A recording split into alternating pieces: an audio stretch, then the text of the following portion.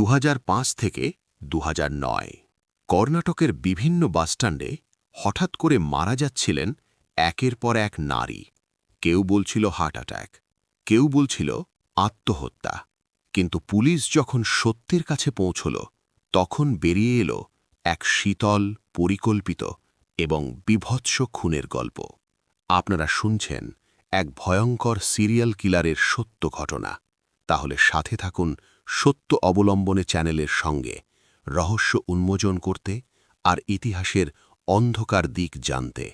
কর্ণাটক রাজ্যের এক সাধারণ মানুষ, মোহন কুমার, পেশায় একজন শিক্ষক। বাইরে থেকে ভদ্র, শান্ত ও শিক্ষিত। কেউ ভাবতেও পারেনি এই মানুষটাই একদিন ভারতের সবচেয়ে কুখ্যাত সিরিয়াল কিলারদের একজন হয়ে উঠবে। তার টার্গেট ছিল গরিব, অবিবাহিত নারী, যারা বিয়ে করতে চাইতেন কিন্তু পণ প্রথার কারণে বিয়ে হচ্ছিল না।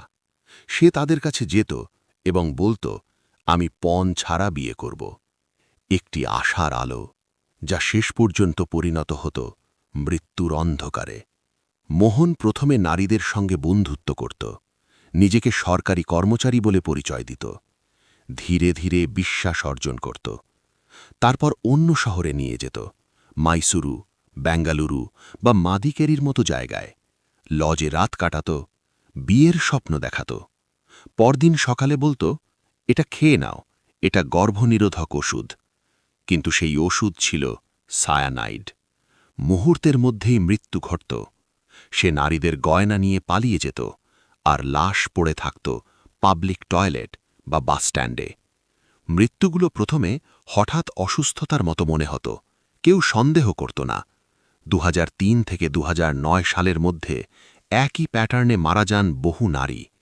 ধীরে ধীরে পুলিশ বুঝতে পারে এটা কোনো কাকতলীয় ঘটনা নয়। এক নিখোঁজ নারীর মামলার সূত্র ধরে শুরু হয় বড় তদন্ত। কল রেকর্ড, লজের রেজিস্টার ও সাক্ষ্য প্রমাণ মিলিয়ে উঠে আসে এক নাম, মোহন কুমার। তদন্তে জানা যায়, সে একটি ডায়েরিতে ভিকটিমদের নাম ও তথ্য লিখে রাখত। 2009 সালের অক্টোবরে পুলিশ তাকে গ্রেফতার করে। তার বিরুদ্ধে উঠে আসে 20টি খুনের অভিযোগ। আদালতে প্রমাণিত হয় সে খুনের পাশাপাশি প্রতারণা, ধর্ষণ ও ডাকাতির মতো অপরাধও করেছে। একাধিক মামলায় তাকে মৃত্যুদণ্ড দেওয়া হয়। পরবর্তীতে কিছু ক্ষেত্রে সেই সাজা বদলে যাবজ্জীবন কারাদণ্ড করা হয়। বর্তমানে সে কারাগারে বন্দী। কিন্তু প্রশ্ন থেকে যায়, একজন শিক্ষক কিভাবে এমন নির্মম খুনি হয়ে উঠল? লোভ, বিকৃত মানসিকতা, নাকি সমাজের দুর্বলতাকে কাজে লাগানোর ঠান্ডা মাথার পরিকল্পনা? এই কাহিনী শুধু একজন সিরিয়াল কিলারের গল্প নয়, এটি আমাদের সমাজের অন্ধকার দিকও তুলে ধরে। পণ প্রথা কতটা ভয়াবহ হতে পারে, অর্থনৈতিক অসহায়ত্ব কতটা বিপজ্জনক হতে পারে, এবং অন্ধবিশ্বাস কত সহজে জীবনের অবসান ঘটাতে পারে।